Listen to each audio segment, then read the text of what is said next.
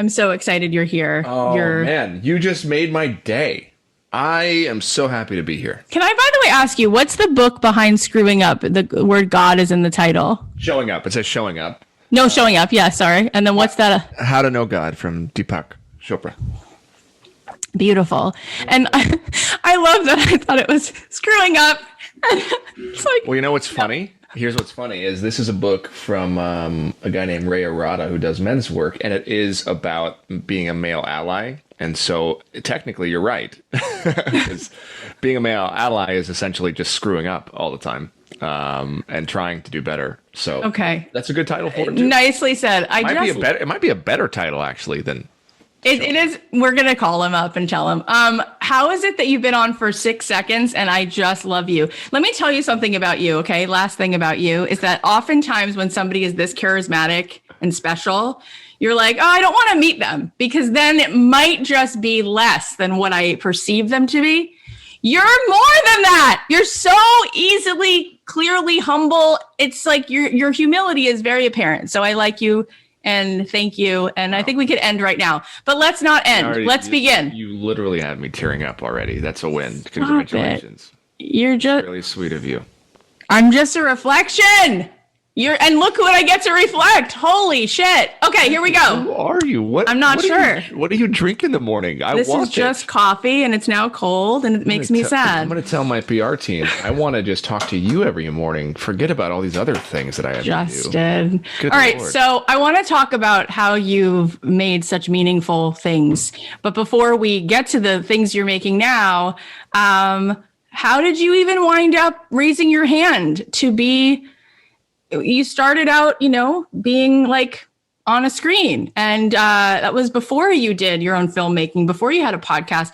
What got you to that place of raising your hand for that? Of raising my hand to show up, and you became an actor and be all of that. Yeah. So I didn't really raise my hand, to be perfectly honest. I was one of those young guys who would have his hand up in the middle. Okay. Because having your hand up too high would feel too vulnerable. And having my hand up too low, I would beat myself up if I didn't try to raise my hand. So I was kind of raised in this weird way where my personal trauma was that I felt like I was both simultaneously too much for everybody and not enough at the same time. So I was always in this, I would want to raise my hand, but I wouldn't have the confidence. But I knew I couldn't keep my hand down. So that's kind of where I was for a lot of my life. And I had this kind of little dream to be on screen. But what I realized was that dream was really just a desire to be seen in the way you saw me this morning, Kathy. It was really just a desire to be loved and impress the people that were bullying me and didn't like me, show my parents that I could do it. It wasn't necessarily a desire to change the world. It was coming from insecurity and from fear that I would never amount to anything, or that my life doesn't matter or wouldn't matter. And I would need to then have that external physical representation of that in order to feel loved. So wow. At first it was really that. Then the interesting part about me was I was raised with these deep spiritual beliefs that every human being has the capacity to impact and change the world. As a Baha'i, I was raised, and Baha'u'llah is very clear. He says that every human being is endowed with a special capacity, a very unique capacity that only that person has, and that we all must engage in an occupation or trade, and that trade must be our form of service. So I knew this growing up, wow, that no matter what I did, I wanted to do that.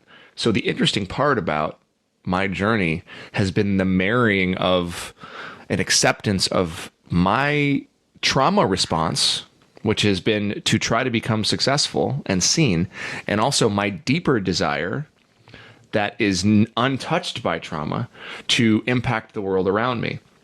So it's been a bit of a dance over the course of my life. So at first it was like, boom, I found my way into the business. It was an accident in many ways, or if you are spiritual like me, don't believe in accidents. It was meant to be. But I met a person who, in a building after a breakup, who asked me if I was an actor, and I said no, and asked me if I wanted to be. It was that simple.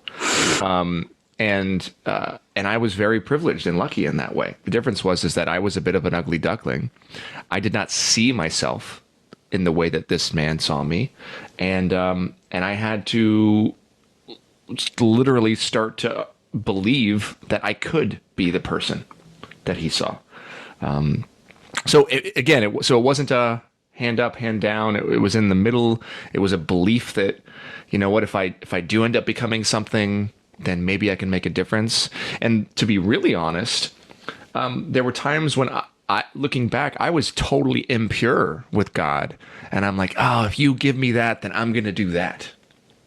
If you just let me have that, if I get that show, I'm going to use it for good. And in reality, that's really selfish. That was not me being pure and being of service in that way, because deep down, it was more about me than it was about God. The journey over the course of my last 20 years has been changing that ratio, so that it's actually more about the service than it is about me. It'll never be 100%, because there is no pure thought. There are just levels of purity. And so it's all about, okay, where's my purity at?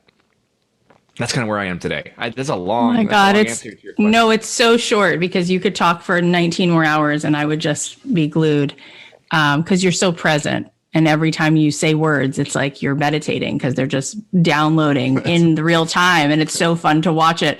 When you were first talking about that beginning piece of, feeling insecure, I was just like, it's fascinating, but it makes sense, because everything that has a tremendous amount of light has a shadow, right? Like, you have this ego, we all have one, right? Tries to protect us. And I'm like, so of course, someone who's so connected to the ultimate self, the one self, would bump up against like an equal amount of resistance. And so you were talking about right? I feel like I have so much resistance. But it was like, when you were first saying, I'm like, it's impossible, because you talk about pure, that would be the word I would use to describe every moment of you in the world. And in my personal, like when no one's around, and in my deepest therapy sessions where I am doing deep somatic work right now, and I'm going places I've never been, what's showing up the most is that I'm not pure. And I'm so mean to myself, and I'm mad at myself, and I'm like, why? Because I have this idea deep down that everything that I do has to be pure, and that's impossible. So I'm my own hardest critic. And at the same time, I have to find ways to be compassionate to myself and remind myself that, like, no, it's okay. You still did good. You're still showing up. Yeah. Yeah. Well, my mindfulness teacher likes to say that every morning when you have tea, invite all parts of yourself, the broken parts, the parts that self-sabotage, the brave parts, right? Because the shame is the biggest toxicity. Like, you, who you really are, you is not Justin. Justin is a part you play, right? But who you really are is like, it is only pure. But then we all have egos that are lots of broken pieces. That's the journey. But here you come, right? And then you show up and you make magical things. Every time you're out in the world, it's really, you are absolutely impacting people with just your energy, just you. It's gorgeous. So you're like, he says, do you want to be an actor? Are you an actor? He says. You say, no. Do you want to be? You're like, okay. And then what? How quickly do you wind up becoming a starring role? Like, how long was that process? 3 months. What? 3 months, and it was a supporting role in a television movie for Hallmark. I was 20 years old. My God. I jumped into the acting class I took was like an on-camera audition class, and I had no idea what I was doing. And I learned how to act on sets. But I played this first role was like I played this Italian, like straight from Italy guy who like was marrying John Larroquette's daughter. I was 20. I was playing 30, because she was like in her early 30s. And I did the world's worst Italian accent, and somehow they bought it. I remember I went to the audition because nobody knew who I was. And they were like, hi. And I was like, ciao, hello. It's nice to meet you. I sound like Borat now. And I just pretended like I was Italian the whole time. And then I got the job and I was shocked. It was this huge moment because I had made a deal with my dad that he gave me a year. I said, I want to take a year off school because I was 20. I was a sophomore. I was heartbroken. I had no direction. I was leaving Long Beach State where I was there to run track. This girl had just decimated me, who I read about now.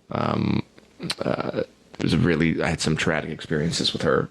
And I was just like, I want to take a year. So I took a year, and it ended up being 3 months. I got this gig and like learned how to do it on the fly. And then about 9 months, 10 months later, I got my first series regular role for a beautiful show called Everwood, and moved to Utah and learned the in and outs and how to act there. I had no idea what I was doing.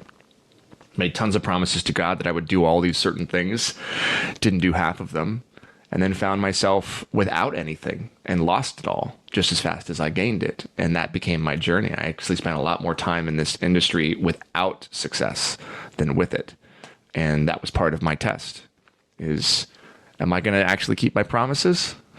Or am I doing this for me? Am I doing this for God? And over time, the ego was rooted out, and I found my purpose, which was not in front of the camera. It was behind the camera, and it was the telling of stories, and it was using whatever gifts I had or were coming up with to be of service and actually help people. And it was when I actually focused on that, when I lost everything, when I couldn't afford to pay my mortgage and my house went into foreclosure, when I spent years telling the stories of people who were terminally ill, I was the happiest I'd ever been. And that's kind of when my life and the industry came back, which is really interesting. Oh my gosh, that's amazing. All of that is so brave that you're always like this. Like whenever I've seen you, you're so vulnerable, which is so refreshing and rare. And I'm used to it with you, but it's like in 600 episodes that we've done, very few people, men or women, have like 600 episodes. Can you believe it? Congratulations. Thank you. You're so sweet. We've just done 40 episodes of Man Enough, and I'm like, how do people do this? Right? Well, when you love anything, you're just like you're in it.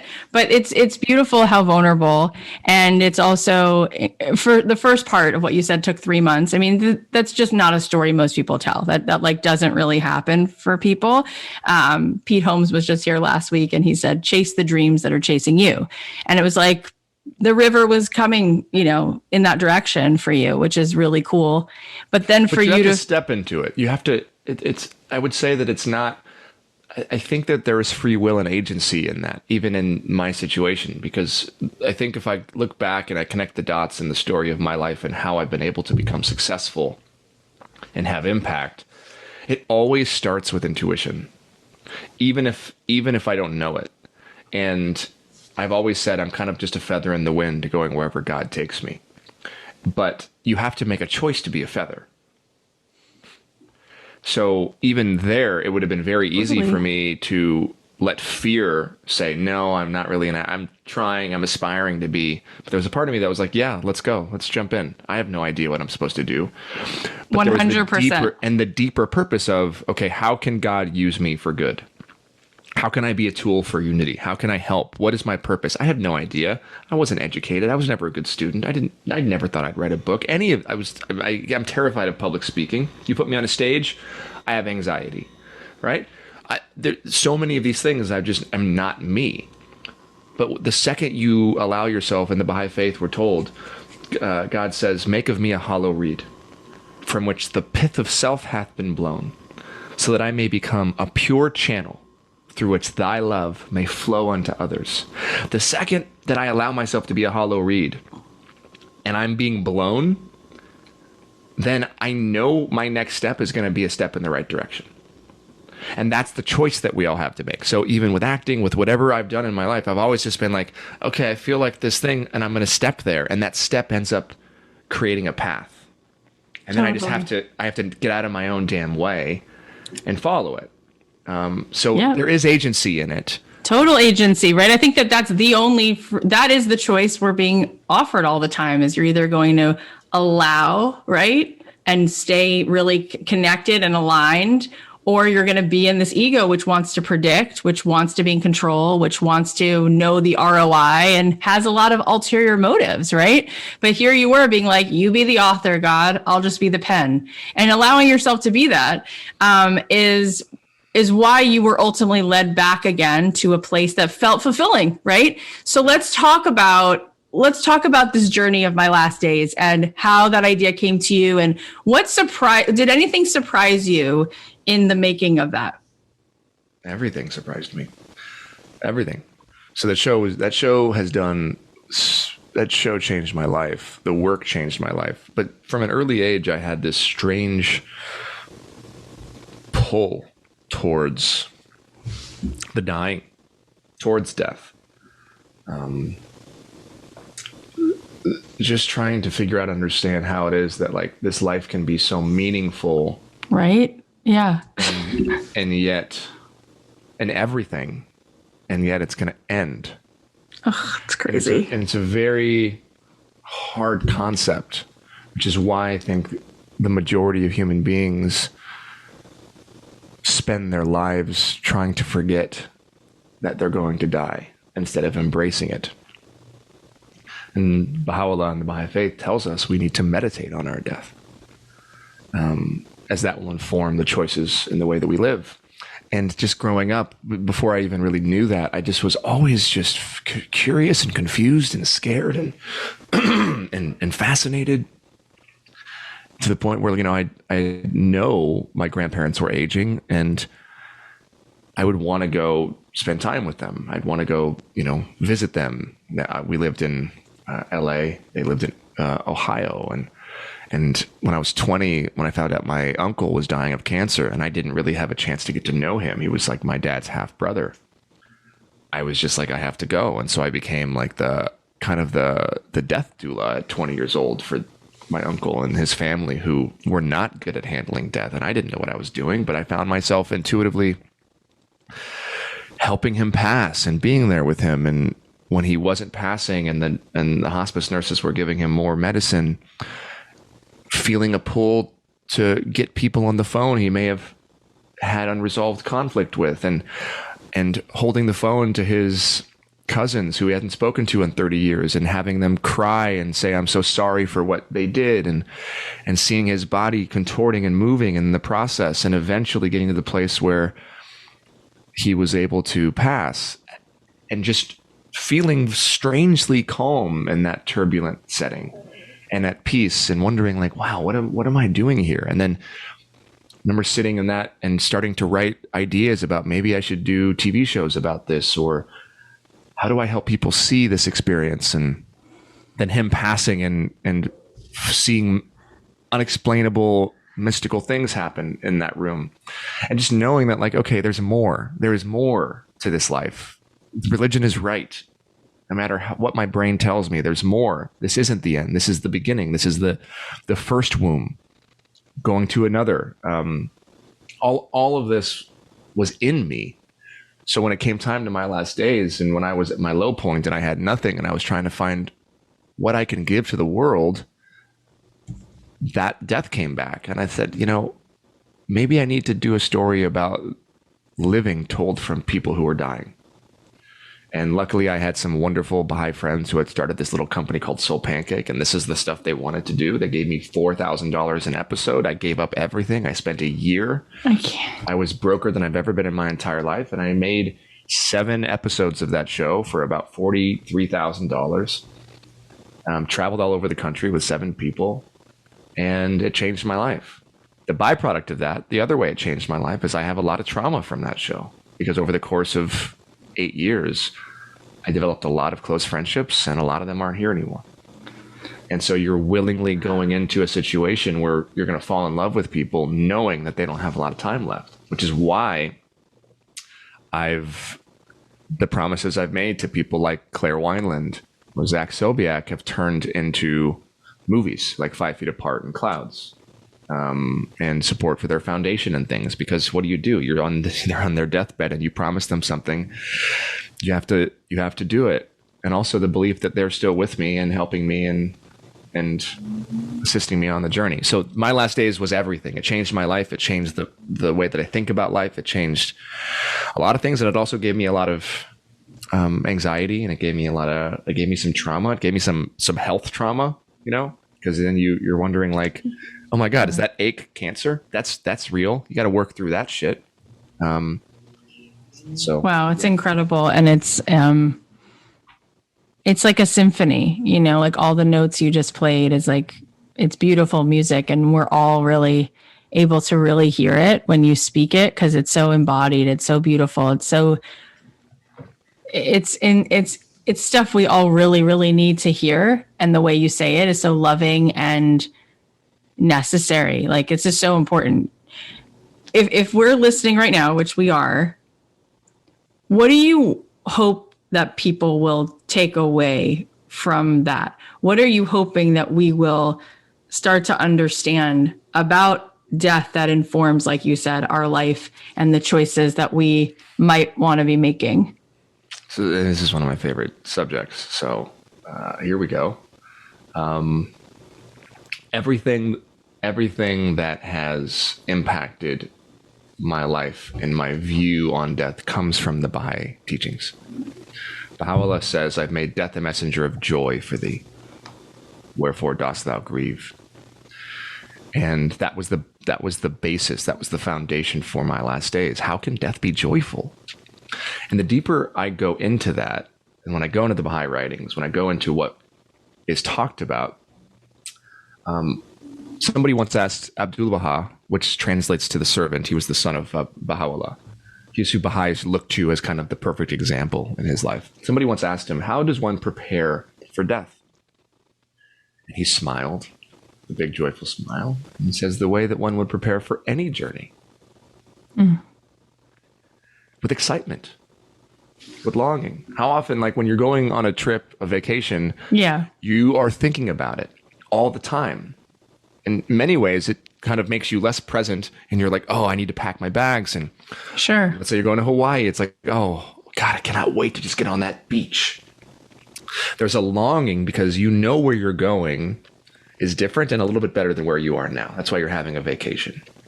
It's an experience. And what Baha'u'llah teaches is that where we are going, where death takes us, is a new life that is far more incredible and beautiful than we could ever imagine here. And the way he helps us understand that is he gives us the analogy of the womb. In the womb, we are technically alive. And this is not a case, this is not diving into being pro-choice or pro-life. This is like the Baha'is believe that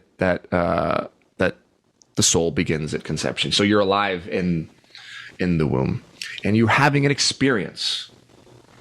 You're having an experience, and you are developing things that you have no control over, developing your eyes and your ears, your heart's beating, you're developing your skin, your lungs, but you have no use for them in the womb world. You're in a floating matrix, if you will. And yet you're getting everything you need from outside sources. You have no free will. You can't decide to do anything. You're just there. And all of the things you're developing, you're going to need for a place that you've never been, that you don't even know you're going. The interesting thing is that place exists 2 inches away. It's 2 inches away from where you are right now when you're in the womb world, yet you have no concept or frame of reference to what it is. And if you were to tell a baby that outside their world, just 2 inches away, is the most beautiful place you've ever imagined. There are mountains, and there's a sky, and there's a sun, and there's heat and cold, and you're going to need your skin and all your nerves to be able to feel the warmth. There's water, and you're going to be able to drink it. There's air that you can breathe. That's why you need your lungs, and all the light and the colors so you can see. That's why you need your eyes, and the smells for your nose. That's why you're developing your nose, and the taste. Oh my God, the taste. There's going to be food that you can eat. And you're going to have you're going to have a tongue that's going to help you taste all of those things. And you're going to have legs so you can walk. If you were to tell this little baby in the womb that all of this existed, the baby would say, what are you talking about? You're crazy. I have everything that I need. And yet, just outside the womb, 2 inches away, is this world that's existing. And one day, the baby dies of the womb. And it's uncomfortable. It's not easy. And is born, goes through a tunnel of light, right? And is born into this world. And suddenly it needs everything that it was developing. There's a purpose for it. There's a use for all of these things. And the best part is that whole time the baby was in the womb, it was being loved by somebody. Somebody was nourishing it because it didn't have free will. Somebody was caring for it. Somebody was hopeful for it, ideally, getting ready for it to come. And that's who greeted the baby upon its birth. It was greeted with love. Then we come into this world and we know God said, okay, one day this world's going to end, but I'm going to give you a clue. The things you're here to develop are no longer material. They're no longer physical. It's now the spiritual parts of you, your spiritual eyes, your spiritual ears, your spiritual sense of smell, your spiritual legs. What are those things? They're virtues. Honesty, kindness, sincerity, steadfastness, love. All of these things are the spiritual arms and legs that we will need where we're going.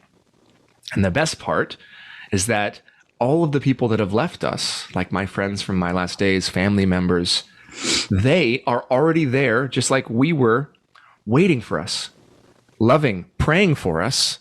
Because when we go through that tunnel, when we go to wherever we're going next and we have no use for our physical bodies, they're the ones that are there welcoming us, just like they were here welcoming us the first time. Which is why when my daughter was born, I had a 360 experience and I realized, oh my God, this is the circle. For 9 months, I prayed for her. I loved her. I talked to her, right? I joked with her. I was waiting for her. And as she came into this world, my voice was the first voice she heard, and it was a prayer for her life. And I held her and I touched her and I put her on mama's body. And I'm going to get to do that again. Just differently. Because I'm going to get there before her, and I'll be waiting for her in the exact same way, loving her and praying for her and welcoming her into the world just like I did the first time. And that, when you think about life that way, that's what Abdu'l-Baha says, to look forward to it. So I have to pack my bag. I have to pack my bags while I'm alive. And what do I want to put in my bag? I want to put my virtues, because I know where I'm going. I don't want to go to Utah and go skiing, but only have summer clothes. I want to put all the stuff I need in the bag so that I'm prepared. And that's what this life's about. Virtues, kindness, love, sincerity. That's what I'm putting in my bag. That's what I'm working on, because that's what I'm going to need where I'm going next. It's so beautiful. Okay.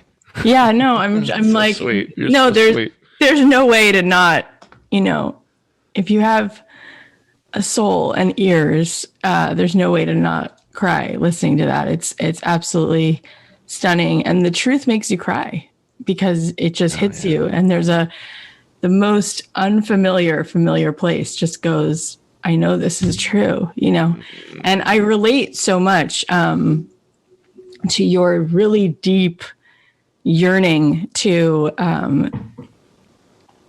live the life that you're really supposed to live. Before I went to LA to do whatever I've been doing, I lived in Jerusalem for 3 years, which was a mistake. Like, I was supposed to be there for 2 weeks, and I grew up Jewish but not connected, and I started to I just was reading religion books in college, and I was like, maybe I will go there for a couple weeks. And I met a very sweet, holy rabbi who told me that the word Shabbat really comes from the word to sit, which means to meditate. And when we sit, God appears to all of us, and that we're each a masterpiece, a piece of the master. And I was like, I'm going to stay here. And so I stayed for a few years. And then I went to LA with this idea of really wanting to be a servant, to really make things. And to get to. And you're doing that. Yeah. And of exactly course I get to bump into you, which is just such an unbelievable gift. And it's so surreal to have this conversation. But this week, I prayed for what you just said. I was in a yoga class. I had a yoga teacher come to the house, and I was doing Shavasana. And I just said to her afterwards, I was like, ooh, I just cried, which sometimes happens like on a somatic level. Like there's right. And she goes, what was coming up? And I said, I don't want to die. And she said, tell me more. And I said, I can just see how my ego gets really interested in being busy and gets really interested in achievement for some Band-Aid on, well, if I can be busy and achieve things, I can forget that I'm going to die. And I said, gosh, I wish sometimes God would just send me an email and remind me that what I really know to be true is really true. And then literally he sent you today, and you couldn't be more genuine. You couldn't be more beautiful, and you couldn't be more sincere. And we're so lucky you're here, Justin, like in this world. You're such a great emissary. You're really kind and strong. So you went on to not only do the hold on, Kathy. I got to just respond to that first of all. Oh, okay. Okay. You're up again, but I want you to know something. I have the same struggle.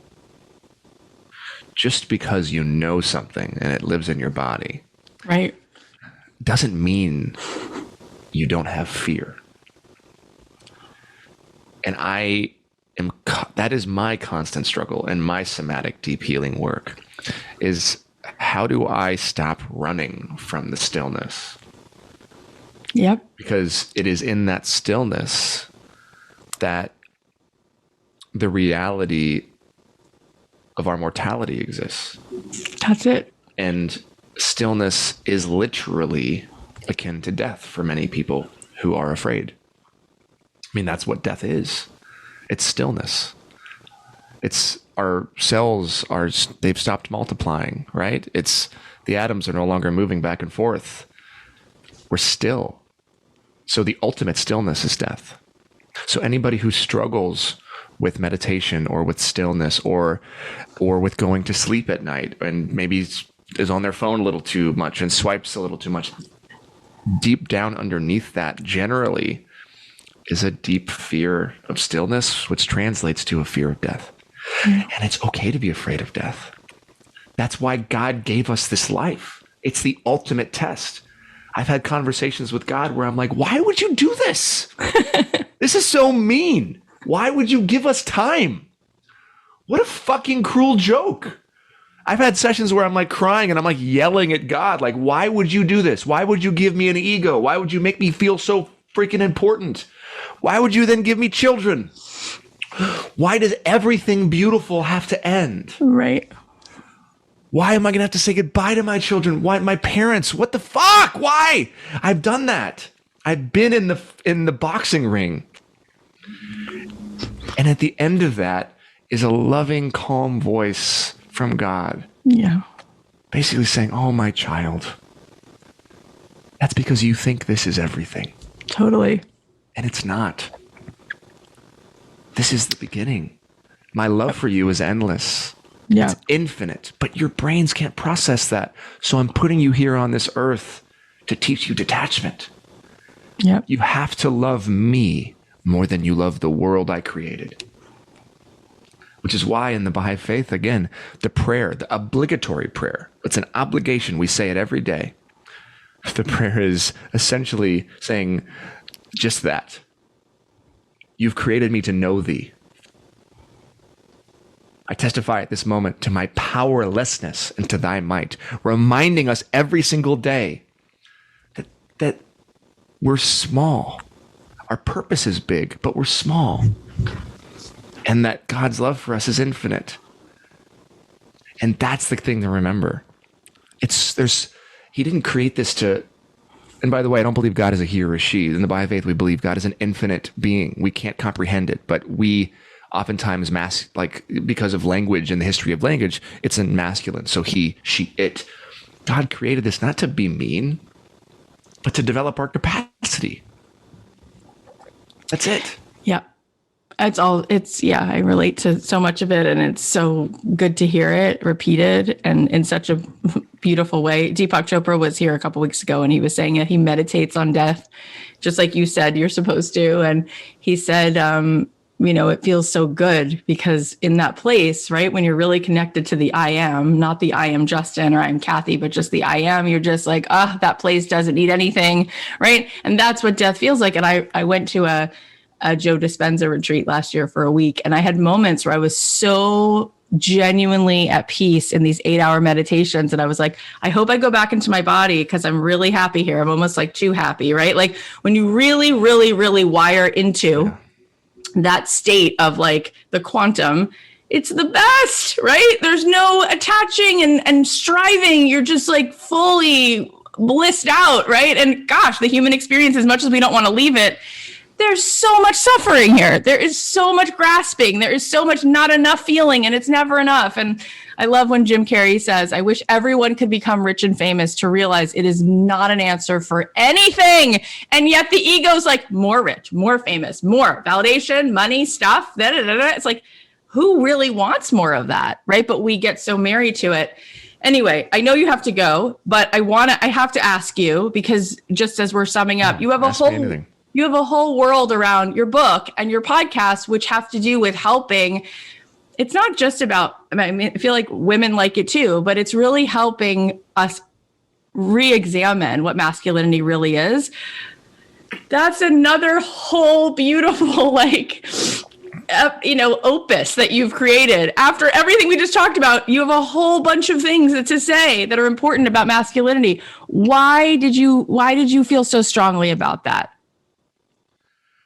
Again, it just kind of happened.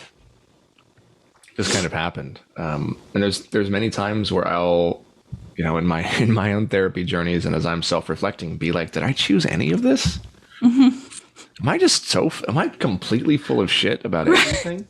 I didn't study this. I didn't study gender studies in school. I went to college for a year and a half.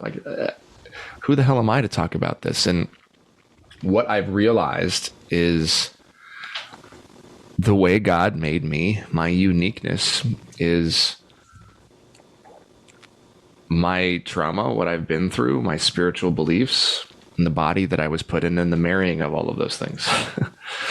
And here is a guy who, except for the man bun now, which a lot of these kind of very masculine guys who disagree with me like to point out. It's always the first thing. It's like man bun hippie.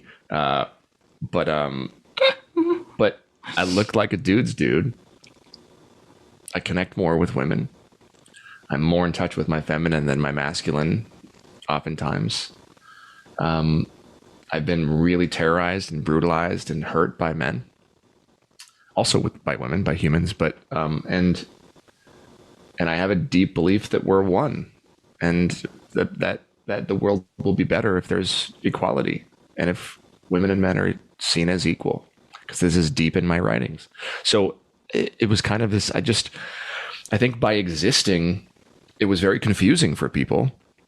And then when I started to get a little bit of fame and I started just randomly sharing things I cared about to my 12,000 followers on Instagram. Boy, did that change. I was really like, wow, it seems like people like this. That's weird. And of course, the Pavlovian-like response to random reward theory and the monetization of our dopamine, which is social media, then was like, well, do more of it. And so I was like, okay, I'll start sharing more of my thoughts. And I learned that very few men were sharing some of the same things that I was. And then that created a opportunity for me to then decide if I wanted to then start to really use it as a public opportunity to create change. And so I did.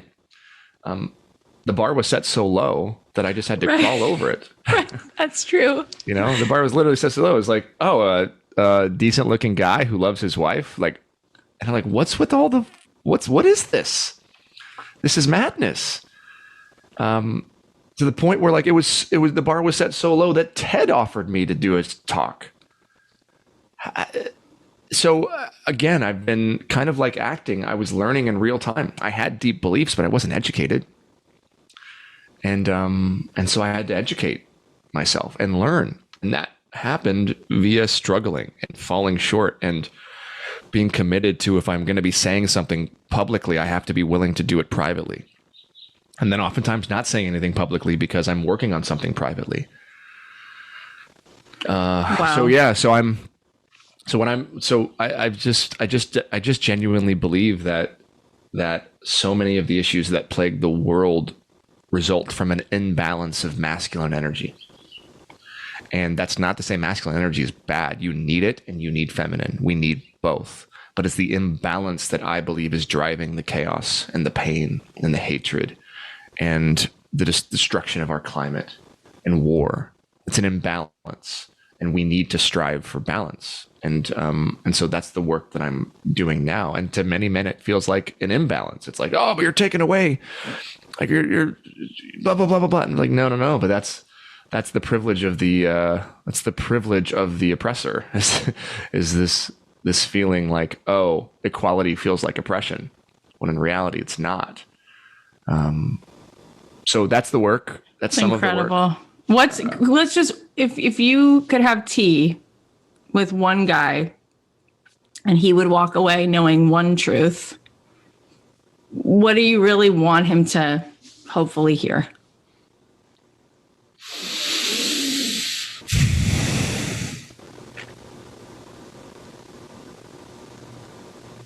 So what's coming to me right now is 4 words, which I've never said before. Power is an illusion. That's what just came to me when you said that. Power is an illusion. The patriarchy thrives off of power. It's a power dynamic that asks men to do whatever they can to gain or achieve power. Men hold the majority of the power in the world. Some of that, sure, can be chalked up to science and the way that men approach the world, but a lot of that, I believe, is systemic. And I would want men to know that power is a mirage. It doesn't actually leave you feeling powerful. It just leaves you wanting and craving more power. It is a never-ending carrot that we will chase into our grave. It's an illusion, and I want men to know that who they are as they are is already powerful. They don't have to do anything to be powerful. They don't have to accomplish or chase anything to be powerful. And the system that we live in right now teaches us at a very young age that we are not enough. We have to do things to become enough. We have to be productive to become enough. Totally. Our value is tied to productivity. And that is not true. It's not true at all. That's not the way that God created us. We have inherent value. Mm-hmm. So what I would say to men, and the more powerful I believe we feel when that power is accumulated by either dominating other people, money, fame, success, physically fighting, whatever, that power, that type of power actually leaves us feeling empty. Yeah. And it's that emptiness that then drives, I believe, the hamster wheel of the patriarchy. Yeah, it makes perfect sense. And I've been thinking that wouldn't it be cool, since so many people are working on this situation in Ukraine, if you, in a perfect world, could just sit down with Putin for 20 minutes. And if he really heard this, right? Like, and he's just an extreme example. And there's like tons of other degrees of this, but really that's what's at the heart of it, is this is a person who's so insecure and thinks that the more he has, the more he's going to feel. But we see this all the time. It's everywhere. There are billions of Putins that exist in the world. And Putin is not unique in any way. They've existed throughout history. And again, it's that illusion. And it's the difference between making decisions out of fear and making decisions out of love. Totally. And fear that we don't have enough or that someone's going to take what we have, when that's the driving force, it causes you to do terrible things in the name of what you believe is morality.